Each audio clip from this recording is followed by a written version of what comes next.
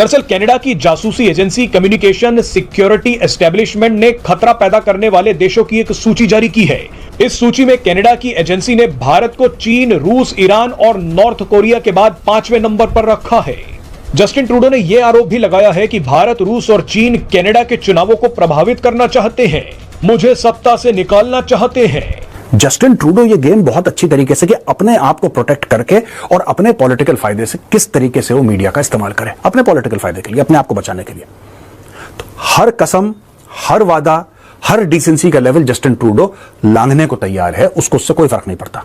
अब आप ही सोचिए कि जस्टिन ट्रूडो के इन बेबुनियाद आरोपों का जवाब अगर भारत, रूस और चीन ने मिलकर दे दिया तो कनाडा नक्शे तक में नहीं बचेगा।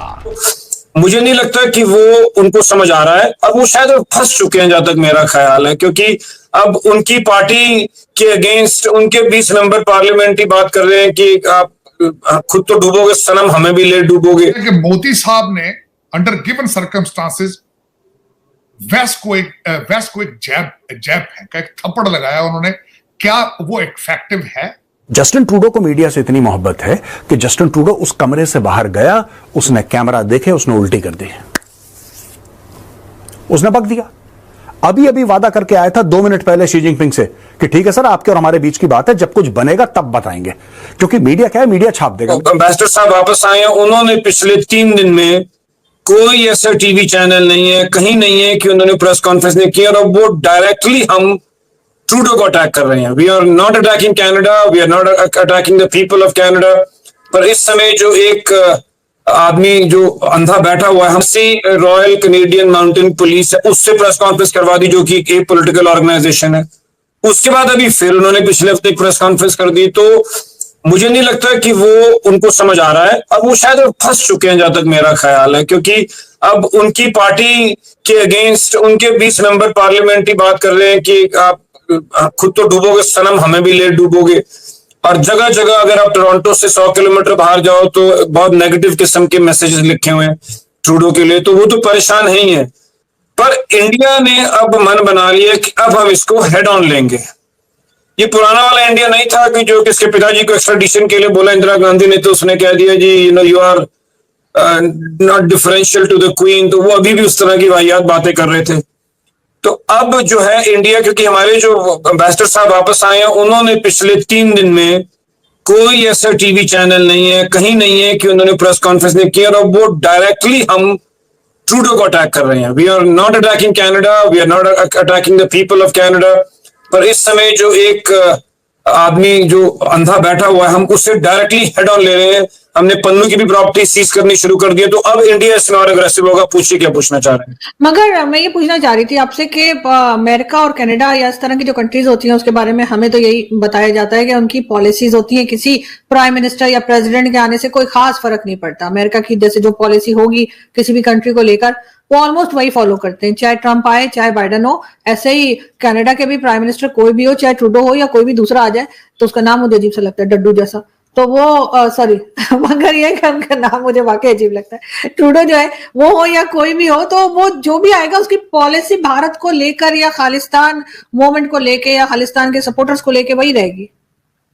मुझे नहीं लगता कि ऐसा है, क्योंकि देखिए एक बात तो है कि अगर जिस्म में कैंसर भी आ जाता है तो उसे निकालने में टाइम लगता है। क्योंकि अब कनाडा में जिस हिसाब से उनके ऊपर $500 बिलियन के ऊपर के एलिगेशंस लगे हुए हैं, उनके मेंबर पार्लियामेंट भी अगेंस्ट हैं।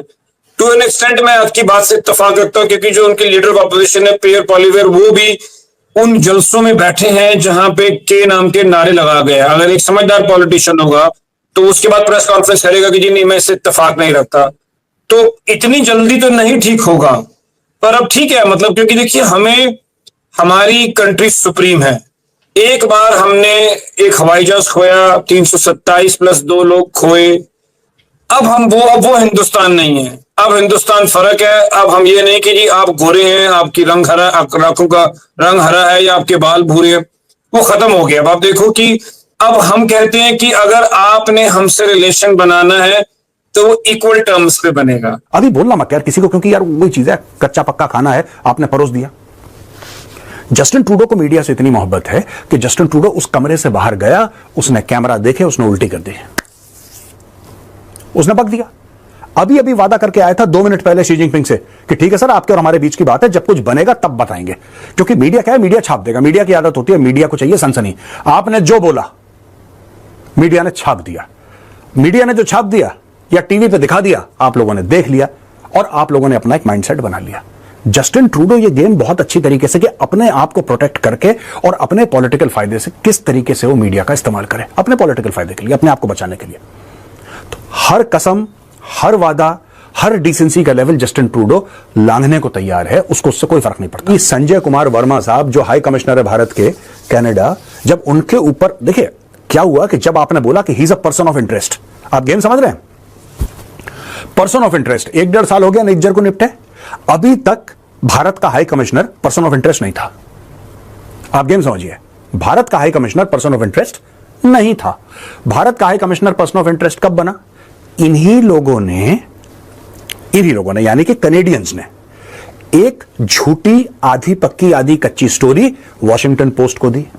वॉशिंगटन पोस्ट ने छापी, क्योंकि वॉशिंगटन पोस्ट बहुत एक क्रेडिबल प्लेटफॉर्म है, सो टू से दुनिया भर में वॉशिंगटन पोस्ट की तूती बोलती है। तो इन्होंने वॉशिंगटन पोस्ट के आर्टिकल को, जो इन्होंने खुद ही फीड करा था इनको, उसका इतना हुआ बनाया कि ये हो गया, भारत ने ये करा, और बोला अब ये पर्सन ऑफ इंटरेस्ट है। वो जमाना चला गया। अगर आप वैसे भी वर्ल्ड में देखेंगे कि जितनी भी इमर्जिंग इकोनॉमीज है या ट्रेड है, वो तो सारा हमारे पार्ट में शिफ्ट हो रहा है। मतलब एक जमाना था आरजूदी, जब हम छोटे होते होटल में जाते थे तो अंग्रेज जब आता था तो सारे जो वेटर्स थे वो भी एक्साइटेड हो जाते थे कि ये अमीर है, ये हमें टिप देगा, क्योंकि अंग्रेज है, ये डॉलर में कमा रहा है, इसका डॉलर 12 रुपए का है, 15 रुपए का है। पिछले 20 साल में बदल गया है। अब इंडिया की अपनी इकोनॉमी, इंडिया की अपनी टूरिज्म, इंडिया की अपनी बाइंग पावर इतनी है कि मैं बड़ी माजरत के साथ कहूंगा कि अब तो यहाँ अंग्रेज आके गरीब हो जाता है, क्योंकि जब वो यहाँ आता है तो वो देखता है कि इतनी एक्सपेंसिव होने के बावजूद भी इतनी स्पेंडिंग पावर है इस कंट्री में। मतलब आज भी अगर मैं न्यूयॉर्क जाता हूं तो न्यूयॉर्क में शॉपिंग और खाना पीना हिंदुस्तान से सस्ता है बनिस्बत इसकी कि मैं दिल्ली में कहीं जाऊं। तो अब इतनी बड़ी स्पेंडिंग पावर इंडिया के पास, इतनी बड़ी इकोनॉमी है, इतनी बड़ी मिडिल क्लास क्रिएट हुई है। मतलब 80-80 करोड़ के तो अपार्टमेंट्स हैं गुड़गांव के अंदर, जो कि बाय इंटरव्यू मिलते हैं। तो आप इससे अंदाजा लगा लीजिए कि अब वो जमाना गोरों का चला गया। क्योंकि ये देखो, दूसरा खेल भी तो ये 5 आवर्स के खेल रहे हैं।